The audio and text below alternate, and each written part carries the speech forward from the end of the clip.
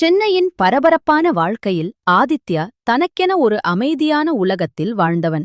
வேலை, வீடு, புத்தகம் என்ற வட்டத்துக்குள் சிக்கிய அவனுக்கு மனித உறவுகள் எல்லாம் தூரத்திலிருந்தது. அன்றொரு நாள் மழை திடீரென கொட்டத் தொடங்கிய போது, பேருந்து நிறுத்தத்தில் மழையிலிருந்து ஒதுங்கி நின்றபோது அவன் வாழ்க்கையில் முதல் முறையாக அவளை பார்த்தான்.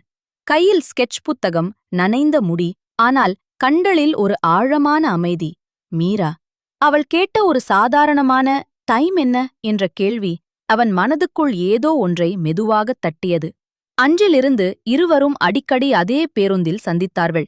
அதிகம் பேசவில்லை, ஆனால் அந்த மௌனத்துக்குள் ஒரு நெருக்கம் உருவானது. மீரா கலைக்கல்லூரியில் படிக்கும் மாணவி, உலகத்தை வரைகளாகவும் நிறங்களாகவும் பார்க்கும் ஒருத்தி. ஆதித்யா அவளின் பேச்சைக் கேட்பதை மட்டும் விரும்பினான். அவள் பேசும்போது அவன் மனம் அமைதியாகிவிடும். ஒரு நாள் அவள் சொன்னாள், சில நேரம் பேசாமலே ஒருவர் அருகில் இருந்தாலே போதும்.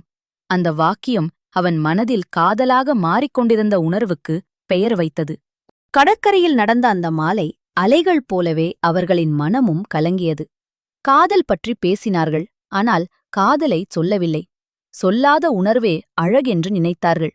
ஆனால் வாழ்க்கை எப்போதும் நம்மை நம் விருப்பப்படி நடத்தாது.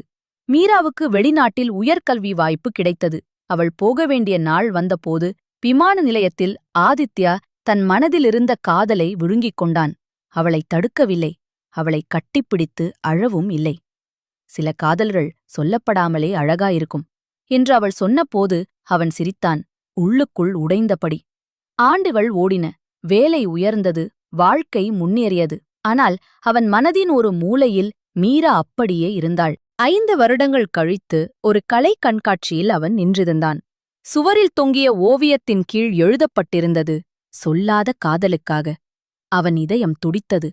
திரும்பிப் பார்த்தான். மீரா. இந்த உரை அவள் கண்களில் தயக்கம் இல்லை, தைரியம் இருந்தது.